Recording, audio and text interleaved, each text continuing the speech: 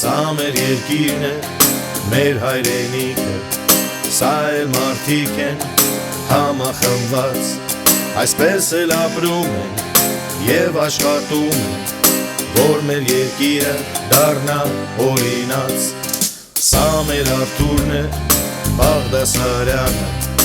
իր անաչառ արդար պայքարով, և մենք միասին կանցնենք ճանապարհը, որ վերջանում է հաղթանակով։ Սիրելի երևանցիներ, հայրենակիցներ, էրեբունցիներ, ես ուզում եմ բոլորի ջերմորեն ողջունել այս նախընտրական հանրահավաքի բոլոր մասնակիցներին, մաղթել քաղաքական համառություն, հետևողականություն, պատասխանատվություն, որպեսզի մենք կարողանանք առաջիկա ընտրությունները միասնաբար ու համախմբված առաջ տանենք և տոնենք մեր մեծ հաղթանակը։ Մեր նպատակները ազնիվ են։ Մենք ուզում ենք կառուցել ուժեղ Հայաստան։ Մենք ուզում ենք կառուցել օրենքի և արդարության վրա խարսված Հայաստան և օրինաց երկիր կուսակցության անցած ճանապարհը և ապագայի ծրագրերը մեզ վստահաբար հիմք են տալիս պնդելու, որ մենք ձեզ հետ միասին 100,000-ավոր մեր հայրենակիցների հետ միասին, ովքեր քայլում են այսօր օրինաց երկրի կողքին, մենք կառուցելու ենք այդ օրենքի և արդարության Հայաստանը։ Հայաստանի յուրաքանչյուր քաղաքացի, որ ավանդատու է, պետք է իմանա, որ օրինաց երկիրը ինչպես իր հեղինակած օրենքով հասավ նրան,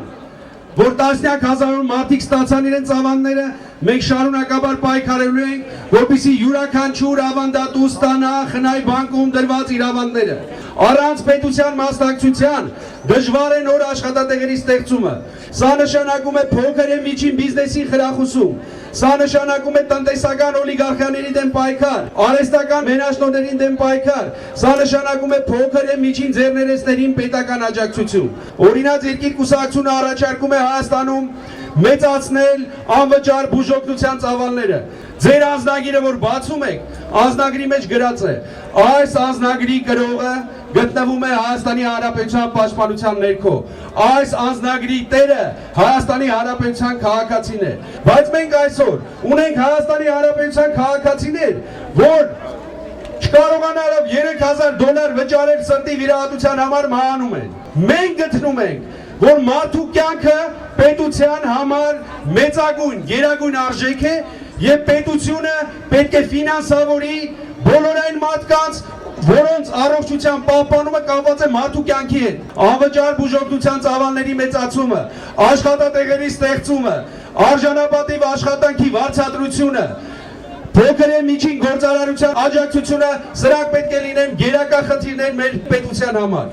Ես ուզում եմ, որ բոլորդ հիշեք, և որ մարդը 3 տարի առաջ գնում էր, ծննդաբերում էր, հարկադրված էր 100 մի տեղ մանր ու միջին մաղարիչներ բաժանել։ Այսօր մարդիկ գնում են, անվճար ծննդաբերում են, անվճար ծննդօգնություն են ստանում։ Սա հեղինակեց այս օրենքը օրինաց երկիրը և իր պայքարով այն դարձրեց իրականություն։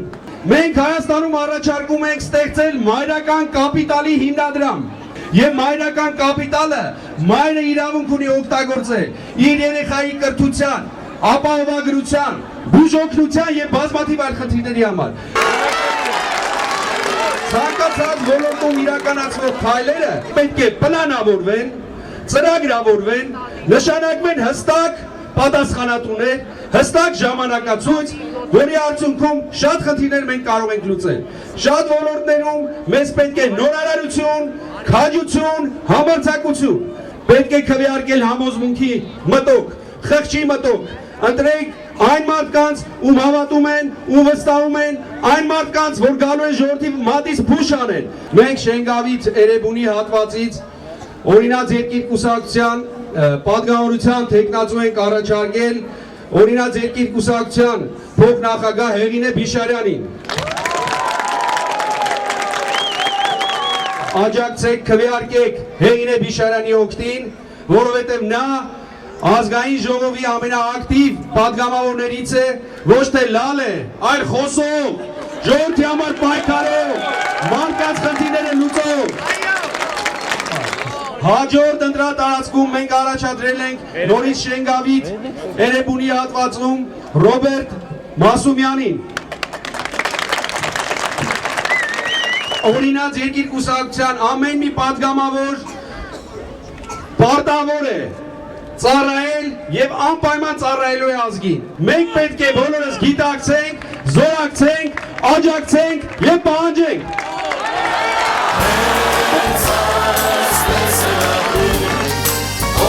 Օրինաց մեր երկրում